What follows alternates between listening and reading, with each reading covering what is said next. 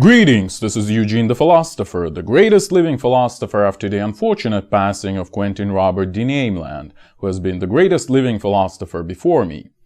Now, right off the bat, let me make a slight caveat that most of the things, if not all of the things that I'm going to be talking about here, would be about mostly like theories and knowledge, and mostly things like removed from everyday experience. So basically, the statements I make would be the less relevant the closer we get to practice.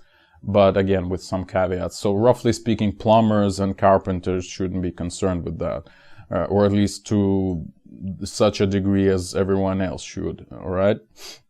And I'll actually give you my main point of this video right away, because why not? So the main point is that I believe there exists a natural tendency among human beings, among people, to consider a big thing, whether it is a person or an organization or some sort of, I don't know, whatever, something like that, being competent. And not just competent, but almost like competent in everything, right? Almost like omniscient, right? All-knowing, so to speak, etc. And I don't necessarily claim this is bad, so it's not like a criticism type of video. I'm just acknowledging that it is. It exists, basically, right?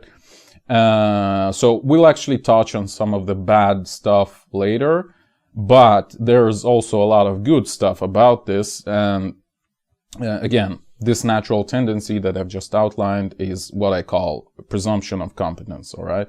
And I believe it's tightly connected. It's actually like a direct consequence of will to power, again, Nietzschean concept, where, roughly speaking, a big thing seeks, roughly speaking, small things to follow the big thing because it likes to spread its power onto something else and to like project its power onto something else and to have as much of the world as possible to follow it, to almost like incorporate as much of the world as possible in itself. And vice versa, smaller things seek bigger things to have some shelter, to like, to follow, because a small thing that follows a big thing is already much bigger than just a small thing, roughly speaking, right? It's almost just as big as a big thing because now it has this defender of sorts, right? And there are plenty of examples of that, like in the scientific world. Even, you would say, well, it's sort of super objective, but no. Even from my experience, I know that if you have a really like acknowledged supervisor with you, then even like publishing in journals is much easier. Like everything is much easier. Like you get a pretty much an easier start of your own scientific career if you have a really famous acknowledged scientist as your supervisor, etc., etc. And partly I've mentioned those things regarding will to power, in my video, Reciprocity of Power, which you might watch if you like. Alright, so a bit of a quasi-historical narrative before we get to the main sort of explanation of my main point that I've just outlined. So, previously, in some, mythological past, we've had hierarchies, and hierarchies were actually obviously connected to competence.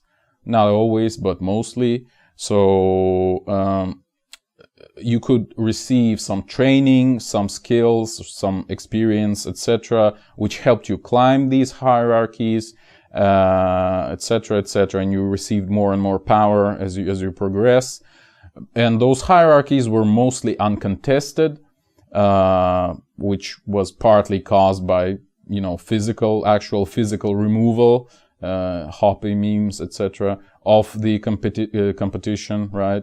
So speaking about the religious wars, Inquisition and things like that, or just wars, political wars, So these hierarchies previously held this presumption of competence, obviously, right? Because there was no competition otherwise. So good examples would be, again, church, monarchy, something like that. or even the national state when it was rising, you know, late 19th century, let's say, early 20th century maybe.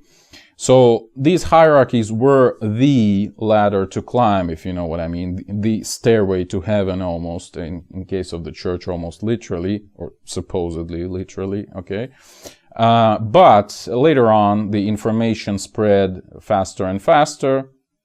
I mean, mostly in 20th century, but I mean, it's sort of like a progressive process rather than, you know, some stark transition. So it just became more and more obvious. So the information spread faster and faster, and it has led to crumbling of hierarchies.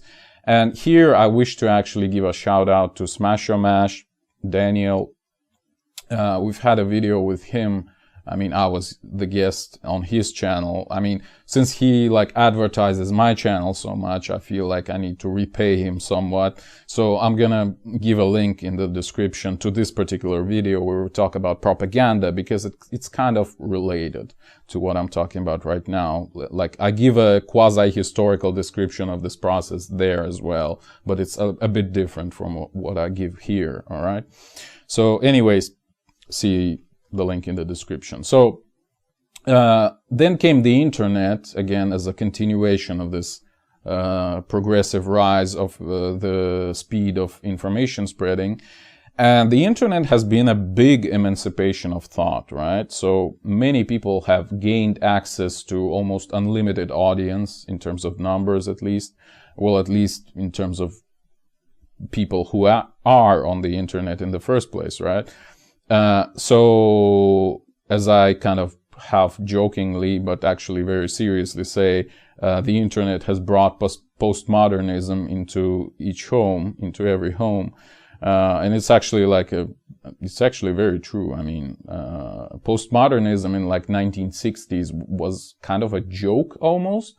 Like, some people did not take it too seriously, but in like 2000s, it's actually became a reality for the majority of people with the internet, I mean. So yeah. And here I wish to touch a little bit.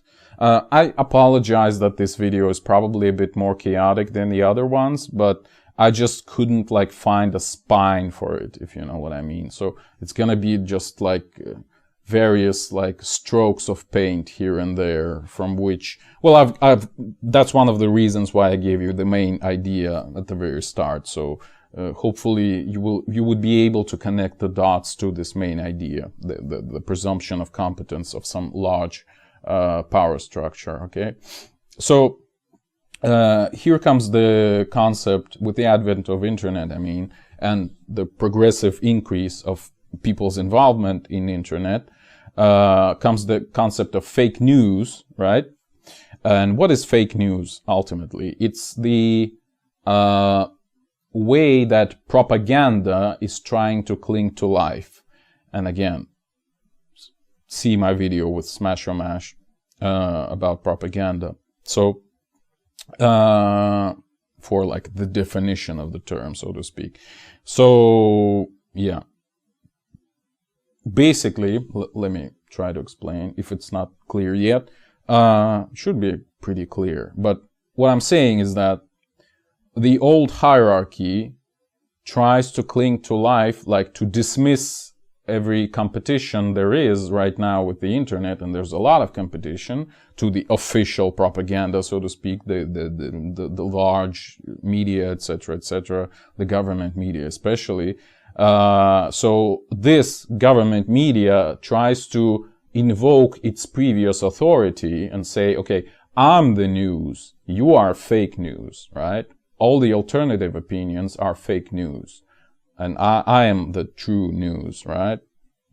So this is the concept of fake news. It's, in a nutshell, it's literally the same as what we've examined on this channel a long time ago, maybe like 2 years ago, where I talked about pseudoscience, the concept of pseudoscience, what it is inherently. It's like the scientific establishment, i.e. propaganda, i.e. the large power structure, telling all the other competitors that you are not real scientists. I am the real scientist and you are pseudoscientists, right? It's literally the same. There's no difference. It's the same power dynamics here and there. I mean, there and here, whatever. Hopefully you get the idea, okay? So, but again, with the advent of this postmodernism in a practical sense, with the internet, with the pluralism of opinions, we clearly see there is no the news. There's just news, right? Of this sort, of that sort, etc. So there is clearly no truth. And what's even worse is that right now we recognize clearly that even previously there was no truth in the mainstream, the only hierarchy which existed back then, which was mostly like, you know, the government propaganda or church propaganda or monarchs propaganda, etc. Right? So it was just a situation of one voice silencing all the others, all the dissenters, etc. And right now we clearly see there are many more voices which are very different from this voice. But this voice is still trying to cling to its authority and say, you are all fake news, I'm still the only one, you know, something like that. All right. Hopefully it's understandable. So, let's rewind. Let's like go into the meta level again, into the level of our overall narrative of presumption of competence. So we only, in all of these cases, we only presume that these major organizations, whatever they are, like the governments, let's say, bear the truth and even know what they're doing in the first place, right? So we only presume that. So that's what I call presumption of competence, right? We have some vague, like almost animalistic, I don't know, animal instinct saying, okay, this thing is strong, it's probably correct. I probably should follow it, right? Something like that. And again, there's plenty of examples like in science, in medicine, especially today, in this day and age, so to speak.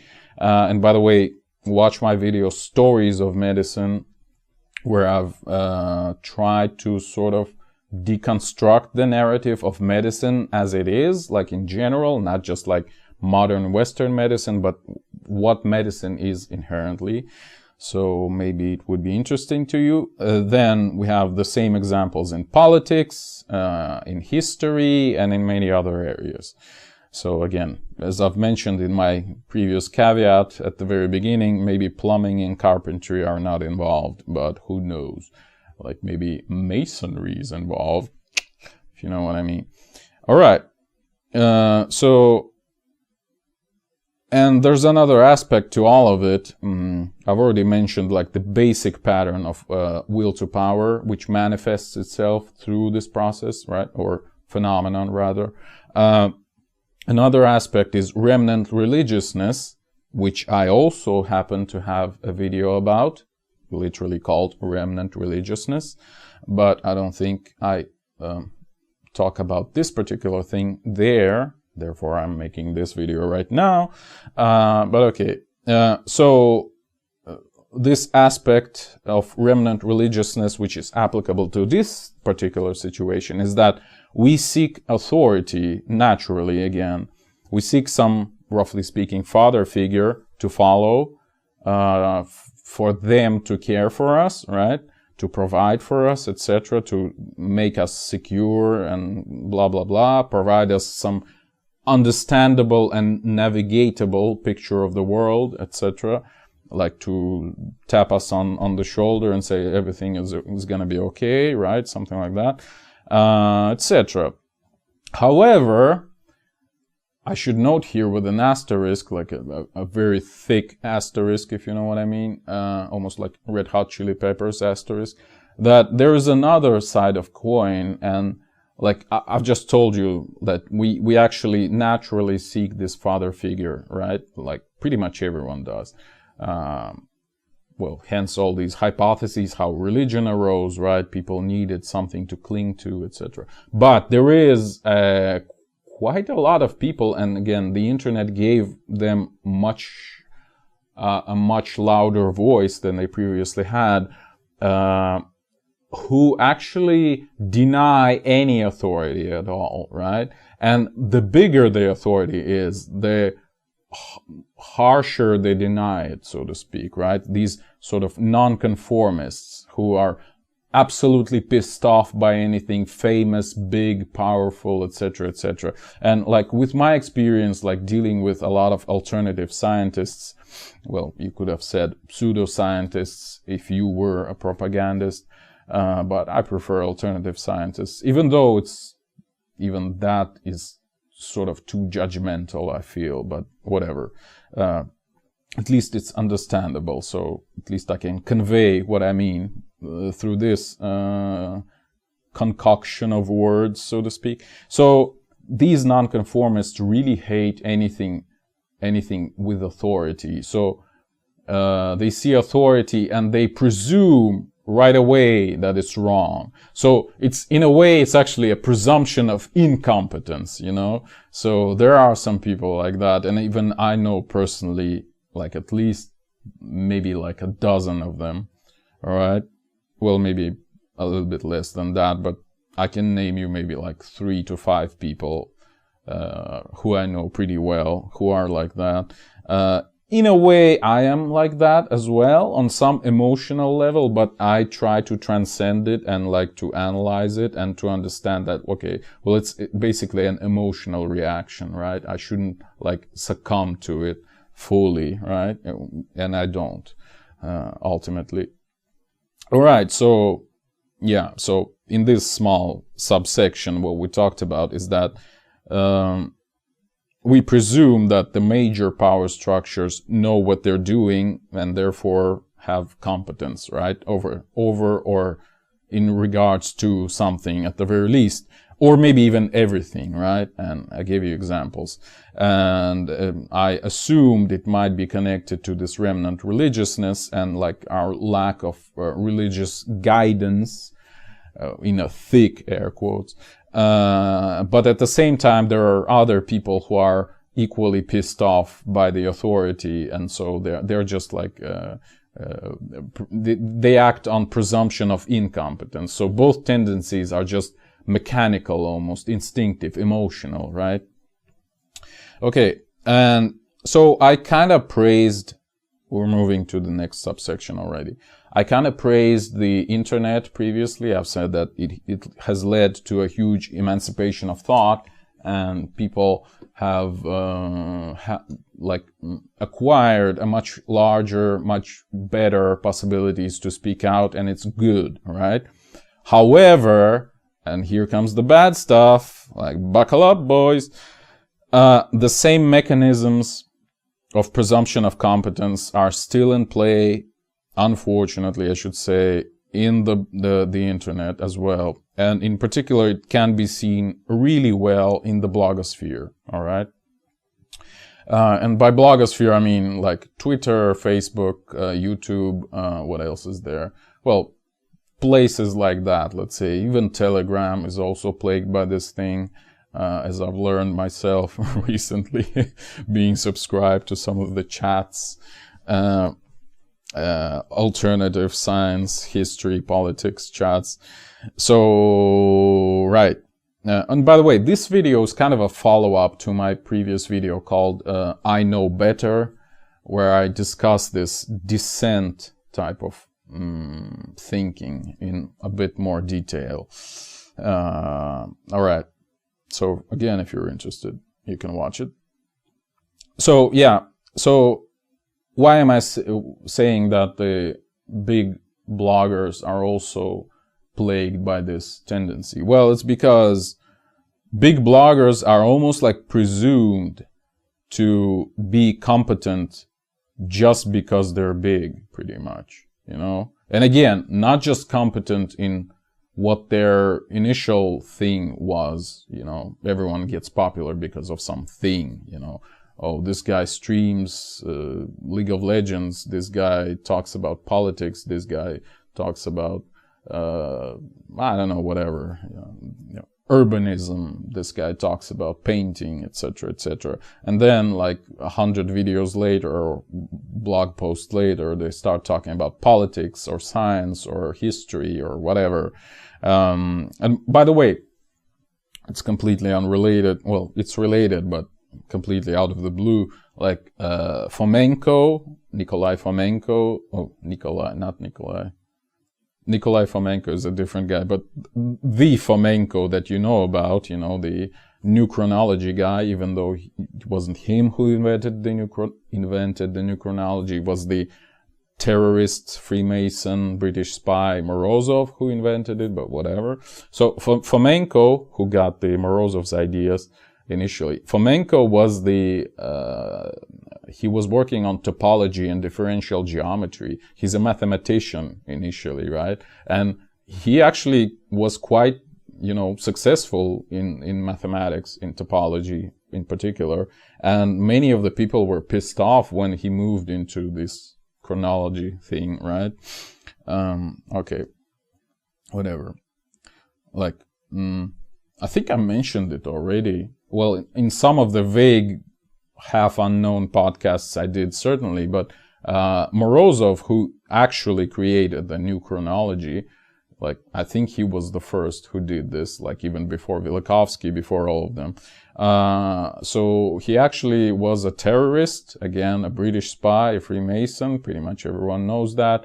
He was from the organization that actually has quite succeeded in the sense that they were able to kill Alexander II, the Russian emperor. So it's not a small feat, I would say. And like, because of that, he spent quite a while in prison, even though it's suspicious, because like he walked out of the prison much healthier than he walked in, and much more educated, which is really suspicious.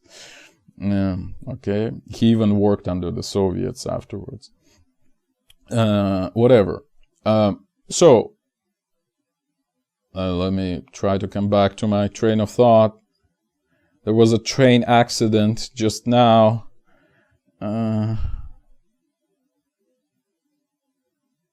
All right, I was talking about the fact that the big bloggers, for some reason, aka the natural will to power tendencies of human beings as well as any other living beings, their fans assume that they're competent in everything, and they try to follow them in everything, right? That's why, again, if you're a big streamer, especially if you're a young pretty girl of League of Legends or something like that, you have like I don't know, 100,000 subscribers, you can launch your line of perfume or something like that, and everyone, of at least your subscribers, would buy that because they adore you, and you should have good taste of perfume because you play League of Legends so well, you know, something like that. Well, hopefully you understand the point I'm making. And curiously, I've had an occasion when I was like under one of the Ben Davidson's videos, you know, Suspicious Observers. By the way, watch my video on Ben Davidson and Suspicious Observers on this channel. So under one of his videos, I once again criticized his concepts of galactic current sheet and probably something else. I don't exactly remember, but one of his fans, I assume, even though it's kind of ad hominem, we'll talk about it a little bit later, but they told me that, oh, you are so wrong. How can well, I'm paraphrasing, obviously, but his argument, or her, I don't know, the argument was that, oh, you only have 200 subscribers, or how much I had back then, therefore you are wrong, and like Ben has 500,000, so how can you say anything correct, you know? So, well, my response to this was, well, if we are measuring, you know, the validity of scientific opinions on the number of subscribers on YouTube, we probably should ask, like, Pokimane to judge our dispute or something, you know. She has like 5 million subscribers or something. So, yeah. Well, apparently her opinion would be 10 times more valuable than Davidson's, right? In this picture of the world. why not? Okay, so again, it's will to power in action. Like, people wish to follow big things, so to speak, right? Because big things provide security, provide resources, etc. And like, I don't want to, like, you know, diminish it to that level, but it's basically a herd instinct, right? And I'm not saying that it's bad. It's actually good because it, well, since it's still there, it's probably helped us survive, you know? Like, again, think about some old society where the worst thing that could happen to you in a tribe was, you know, ostracism. Like, they could have kicked you out of the tribe, and then you're basically dead. You're alone in the wild, and even if you would wish to join another tribe, well, firstly, they might just kill and eat you or something. Well, secondly, even if they accept you, well, questions would arise. Where do you come from? Oh, this tribe. Oh, why did they kick you out? You know, that's a very big question. Like, yeah. So, whatever. So, in a way, this new situation, again, rewinding, I'm sorry for all these digressions, but they all kind of illustrate the same point, right? So, let's rewind to a bigger point that I've made some time ago, that actually, the situation in modern internet, I mean, this day and age internet, is not much better than during the hierarchies, but it's different, but it's not much better, all right? So the difference is that it actually became much worse in some respects, and in particular, that the rules inside of these, what I can only call informational bubbles, and I probably think you know what I'm talking about. Not probably, I hope you know what I'm talking about. So the internet is kind of separated into these informational bubbles, right? So roughly speaking, people following this idea, people following that idea, people following that idea, kind of reminiscent of what I've talked about in my previous video about philology, but in this case, we're talking about like groups of people, networks of people, rather than networks of ideas or concepts or statements, etc. Right? Or facts or objects or blah, blah, blah. So, and the rules inside these informational bubbles are even more strict than previously under hierarchies. So, in some sense, and again, I've felt this myself on many occasions. So, in some sense, like, imagine you were in some 1700s, I don't know, church. So the church is so big, it's pretty much all encompassing, right? And if you have some dissenting opinion, let's say you're a priest or you're like just a regular John, but I mean, still the church kind of controls everything, right? But if you have some dissenting opinion, the church is so big and so far away from you in some sense, right? That they might not even notice your dissenting opinion. Like, you might live your whole life not encountering any problems with it. Like, your neighboring people from your village might not care about it that much. They're not like the church officials or whatever. And they kind of, you are their friend, kind of, so why would they like make any effort to make it known to any like inquisitor or whatever? Like, they would just be okay with this. So you'll have your opinion, they'll know it, and maybe it would slowly spread through the country, very slowly, through like whispers, you know, and rumors, etc. But right now, everything is like evident, you know, on the internet, like, and if you enter one of these bubbles, let's say you watch a video of some famous blogger and you make a comment, a perfectly reasonable opinion with facts and good logical arguments, which nevertheless goes contrary to what this blogger says, and it might happen that you'll have like 1,000 comments, like basically telling you that you're a piece of shit, right? Something like that. So you are not part of this like local paradigm, so to speak, right? You don't belong to this informational bubble. Like, these people are devoted followers of this person or whatever, or this idea or this organization, etc., etc. So now your dissenting opinion is easily noticeable. That's what I'm saying. That's one bad thing. I mean, previously you could have, I mean, how would you say it? Like, well, there's a phrase which I cannot remember. Well, let it slide, but it's not the correct one. Well, whatever. You could have been okay by having it, right? Or even expressing it to your neighbors.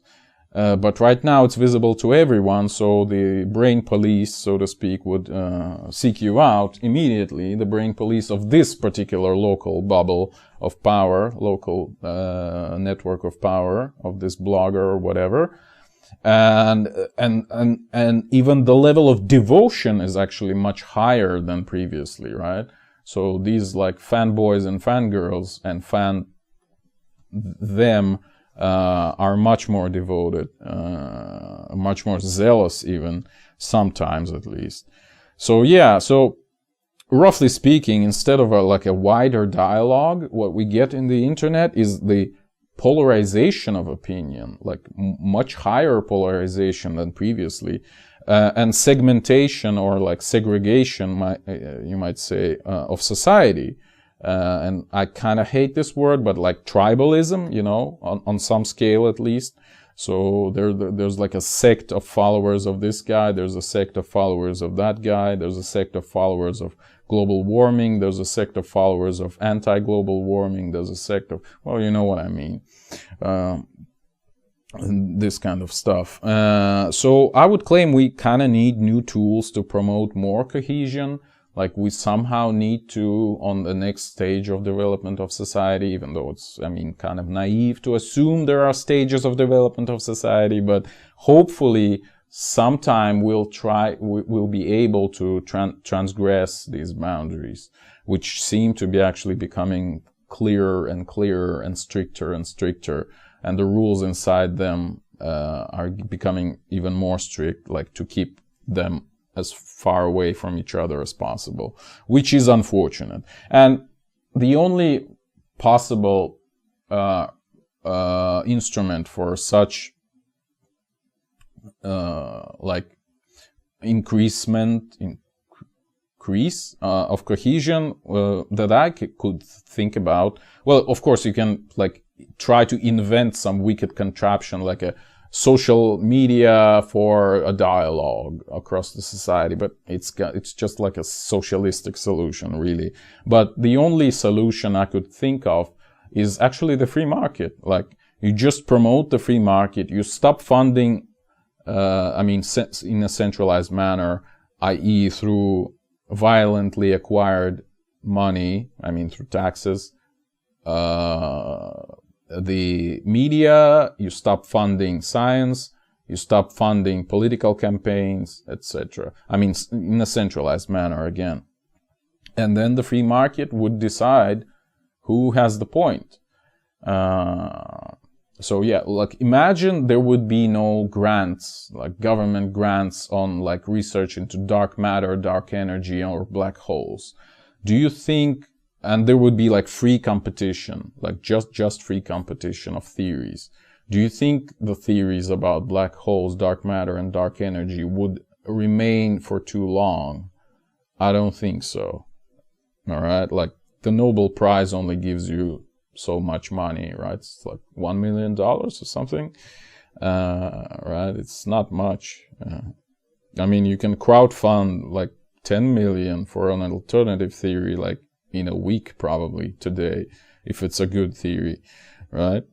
So it would clearly show, and it would clearly like a much more efficient theories would emerge really in a, like a blink of an eye, right? Okay, okay, I'm kind of getting late. I didn't want this video to be so long, but okay. One last thing. Okay, not last thing. penultimate thing, as they say, would be the point that presumption of competence that I was talking about in this video is ultimately, and it's pretty easy to see, an ad hominem tool for evaluation of stuff, right? So you might think that these people who are using this tool are thinking along these lines that, okay, idea A is good, therefore a person who proposed idea A, well, is good means almost equal to I like it, right? Idea A is good, therefore the person who proposed idea A is good, therefore the idea B that the same person proposes is also good. So this is the presumption of competence, kind of from the beginning to the end, so to speak. Well, I'm sorry to disappoint you, but you're up to some, Admiral Akbar moment right here, It's a trap! Basically. So, and to illustrate it, well, it's actually fairly easy to do. Like, you can actually reverse this thinking, or actually not reverse. Yeah, you can actually apply the same scheme to Hitler, for example. Let me use my H card right here.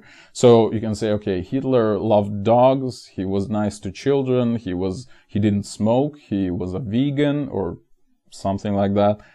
Therefore, he's a good person, therefore his other ideas are probably really good.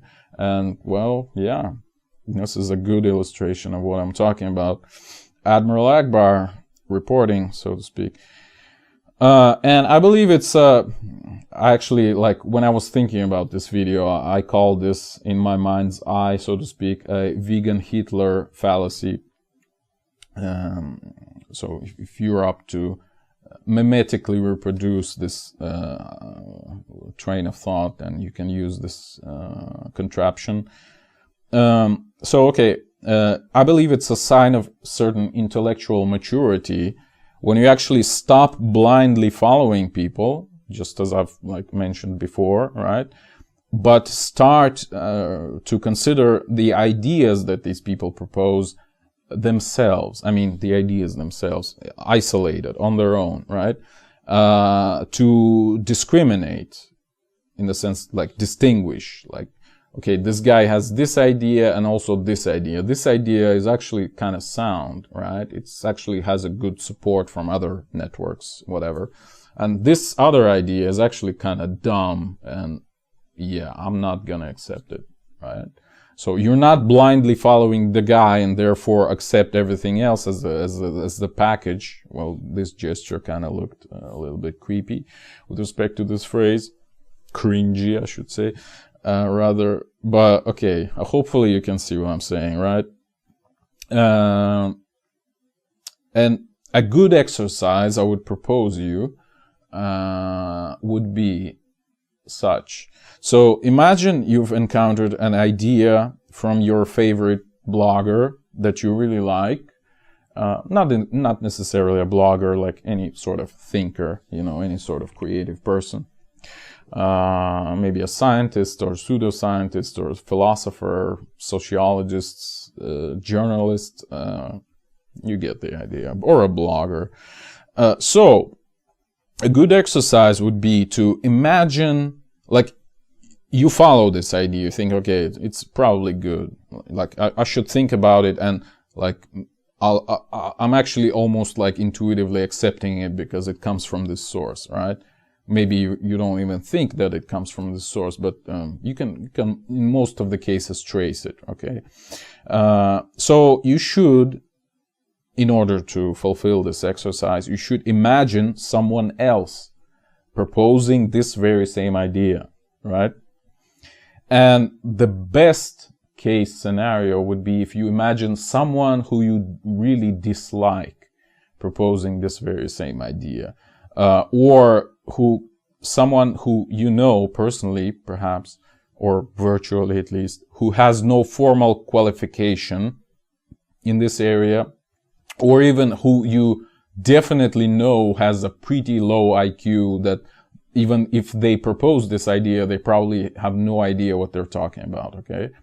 So try to imagine this thing, this other person proposing this, rather than your favorite blogger or content creator in a wide sense of the word, broad sense of the word. And I think it might help you in some cases. Like in some cases, you might actually have some sort of an insight. You might say, "Oh shit, I was actually just blindly following this guy," right? It's not the idea that is good; it's the aura imposed on this idea by this guy that I like, which is good, right? So think about it. And same goes to myself, actually. And this is kind of the last thing I would talk about here, about myself, because why not? So some people actually praised in the comments under my videos on Facebook sometimes, in my emails sometimes. So some people praised my random thoughts as like almost like by default true, right? And I believe it's just because I've earned some authority previously. Well, obviously, most people, even subscribers to this channel, probably know me from the Electric Universe, community. So I've earned some authority there, and therefore they conclude all of the other rants I've made, all the other things I talked about should have some merit, right? Where it's not guaranteed at all. I mean, yeah. Again, see vegan Hitler fallacy, right? Some of the things, as you've probably noticed, that I've sort of earned authority on, like promoting Don Scott's Birkeland current model or Sapphire project, even though I didn't really promote it anytime, but I was kind of mentioning it here and there probably. I've denied them. I've said I was wrong thinking this is a genuine thing, right? So, yeah. Basically, you shouldn't do that, I think. It's up to you, of course, but I feel always, well, it's, okay, I wouldn't talk about myself too much. Yeah, like this platform is way too public for me to go deeper than that. But yeah, it's kind of cringy. Yeah, like I've had episodes like that basically myself, even though I have only like 300 subscribers right now. I'm not like big in any sort of way. But actually, I've encountered examples of other sort, like some people were kind of pissed off by my opinions of political sort and historical sort. Well, obviously, because they've had their own opinions of this sort, which they actually took from someone else, obviously, because I also took my opinions from someone else. I just like made a weird mixture of them. And most of these people you don't even know because, well, they're Russian mostly, right? Well, not mostly, but a lot of them, right? So you can't even be familiar with them just for technical reasons, right? But anyways, so some people criticize me for my political and historical views while at the same time acknowledging my scientific acknowledgments, so to speak, i.e. my Electric Universe authority, right? So one guy literally said, "Oh, Eugene was pretty good while he talked about science, but he is a complete rubbish when he talks about politics," right? Something like that. So it's actually a good thing, The guy actually started to distinguish, okay, this is bad, this is good, right? I'm not just blindly following. But my question is, why doesn't he criticize my scientific views then? Because some of them are rubbish as well, probably, at least from some points of view. Why doesn't he have a point of view of his own of these things? That's a good question, right? So there is still a presumption of competence about me in his eyes or hers eyes in terms of science, right? Yeah, so I'm still an authority in his eyes in science, but I'm not in terms of politics and history because he has other authorities in these areas which are bigger than me, right? This is what is happening. I mean, hopefully you can see how really it's will to power, right? Like, I have authority in science, but I don't have it in politics and history because there are bigger authorities that he follows. But there are probably not many bigger authorities in this particular branch alternative science that he follows, which is electric universe. I mean, arguably, like people like Wal Thornhill, like Don Scott and Dave Talbot, blah, blah, blah, they're much bigger than me in terms of their impact on this community over the electric universe. Like, I never even like tried to be any sort of big name there. And I was just trying to make some fruitful contributions in terms of science to what I thought at the moment, whichever the moment is we're talking about, it was. I kind of lost the beginning of the sentence, so it probably made no sense, but whatever. I just tried to make some valuable contributions to the science, whatever the science was or is. Okay. Yeah. I guess that would be all. Yeah, let it just end here. I'm just gonna go into conclusions, which wouldn't be too long, probably, because it's a pretty simple idea. Like, I was just mostly ranting about the side stuff, right? So the idea of this video is that there is a natural tendency, just as I've said at the very beginning, to consider a big thing, a big power structure, a big person, famous person, whatever, powerful person or organization, as being competent in almost everything, or literally everything, right? And it's not necessarily bad, it just is there. And it's a natural consequence of will to power, right? Which is the most fundamental thing, at least about the living beings, I believe, following Nietzsche. Again, not my idea. So previously there were hierarchies, then hierarchies crumbled as information spread faster and faster. Now it's clear there is no truth. Hierarchies are still clinging to their truth by using the concept of fake news, because they just can call everyone else fake news and still claim that their news is, the news, the truth, etc. And other than that, we just presume that they bear the truth, and this is, again, presumption of competence. And examples are such, as examples, we might talk about science, medicine, politics, history, and many others. Then we talked about the blogosphere, how even though the internet has brought a lot of freedom in terms of information, it has also, unfortunately, made some of these phenomena worse, but on a smaller scale. So right now we have like almost like religious sects of followers of certain bloggers who basically any blogger, any major blogger has like a core of his like hardcore fans who are gonna like shit on your face if you say anything bad about them, right? Even if it's completely valid and very logical and with good arguments and like factual basis, they would still do that, right? So the internet is kind of separated right now into these informational bubbles, which are in a strong conflict with each other. And we need to promote somehow to get rid of that, because it's not good. So one of the possible solutions, and maybe even the only possible solution, is the free market, I would claim. Again, if you look at the structure of science, of politics, of things like that, if you don't have a centralized, hierarchy, like the government paying to arbitrary people for arbitrary things, like search for dark matter, for example, then the alternative opinions would sort themselves out pretty quickly.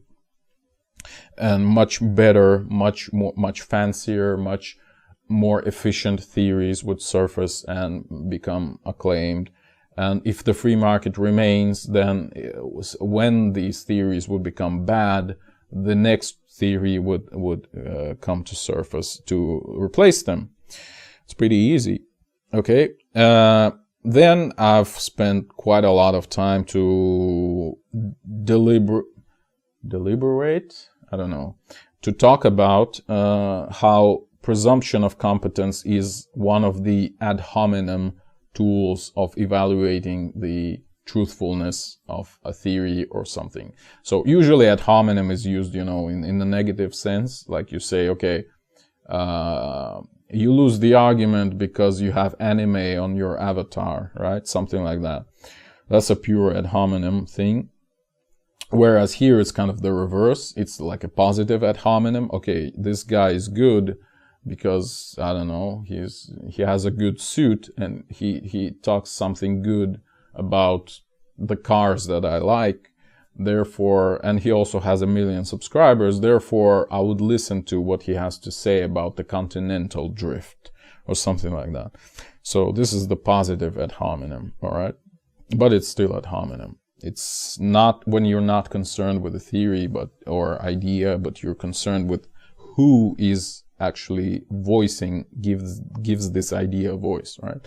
And I propose to you to use an exercise to like get rid of that mindset.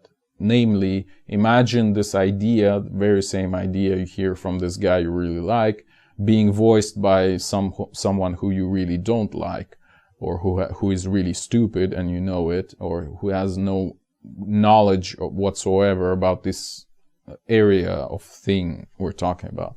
Right. And then I just talked about myself. Yeah, unfortunately. All right. Oh yeah. So what I'm saying is that you shouldn't follow me, basically, like blindly. Like, have a mind of your own, like, scrutinize whatever I say. Again, I gave you examples where I was wrong and I admit it. And probably in my videos on this channel, I was wrong probably many times. Like, I was wrong by default on many occasions by, like, intentionally increasing the contrast. So some of the things I say are things are actually not things. They are more vague kind of lumps of stuff, but I kind of accumulate them into a single thing for drama, you know, because for narrative. Like, again, see my video, Nature of Knowledge. Like, knowledge is a bunch of stories we tell each other, right? And this channel is no different. It's just a bunch of stories I tell you to perhaps help you orient in the world, or at least know, well, get some alternative opinion, maybe, I don't know. So you can judge for yourself. Something like that. And not always these opinions are good. Like, people change, you know, like, people change their opinions, etc. Like, if you read your own posts in like social media, or even your dialogues, that's even a better example. Like, your dialogues from like 5 or 7 years old on Facebook or whatever else social media you use. Like, if you wouldn't be like cringed out of the God's green earth, then, well, congrats. Like, I'm jealous of you. Yeah. Like, yeah. People change quite a lot. They change their opinions. So, yeah. All right. It's kind of... All right.